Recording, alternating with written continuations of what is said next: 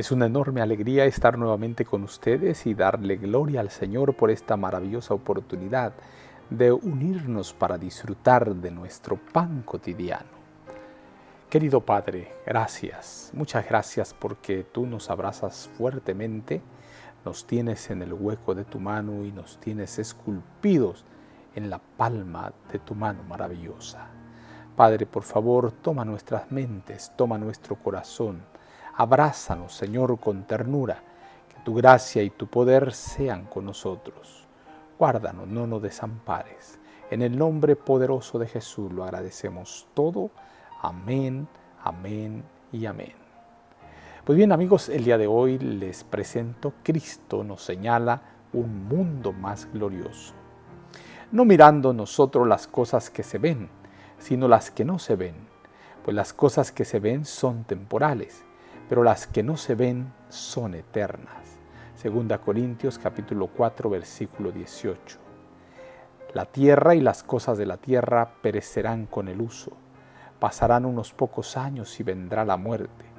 El destino eterno de ustedes quedará fijado eternamente. Si pierden su alma, ¿qué recompensa darán por su pérdida?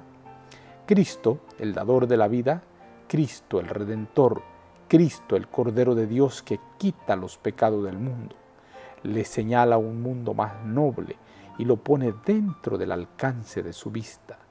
Los lleva a los umbrales del cielo para que contemplen la gloria de las realidades eternas, para que sus aspiraciones puedan avivarse, para captar el cada vez más excelente y eterno peso de gloria.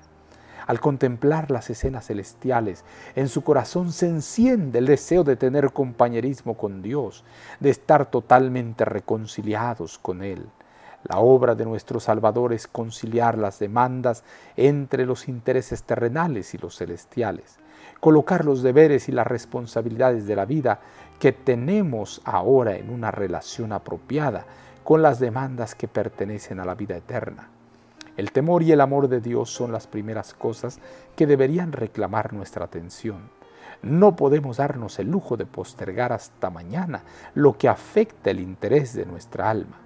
La vida que ahora vivimos, la vivimos por la fe en el Hijo de Dios. Fuimos redimidos de los elementos miserables del mundo, con una redención que es total y completa, que no puede agrandarse por ningún suplemento de fuentes humanas. Pero en el medio de este diluvio de misericordias, de esta plenitud del amor divino, muchos corazones continúan en la indiferencia, despreocupados y sin impresionarse por las provisiones de la gracia de Dios. No haremos ningún esfuerzo nosotros que afirmamos ser cristianos para romper el hechizo que Satanás ha lanzado sobre esas almas. Las dejaremos que continúen en la dureza de su corazón, sin Dios y sin esperanza en el mundo. No, aunque cada llamado que les hagamos sea menospreciado y rechazado, no podemos dejar de orar por ellas y suplicar con ternura por sus almas. Debemos hacer todo lo que podemos por medio de la ayuda del Espíritu Santo de Dios para quebrar las barreras por las cuales han intentado hacerse inexpugnables a la luz de la verdad de Dios. Debemos esforzarnos por abrirles sus ojos para que vean su ceguera, para que se liberen de la cautividad de Satanás. The Signs of the Times, 17 de julio de 1893.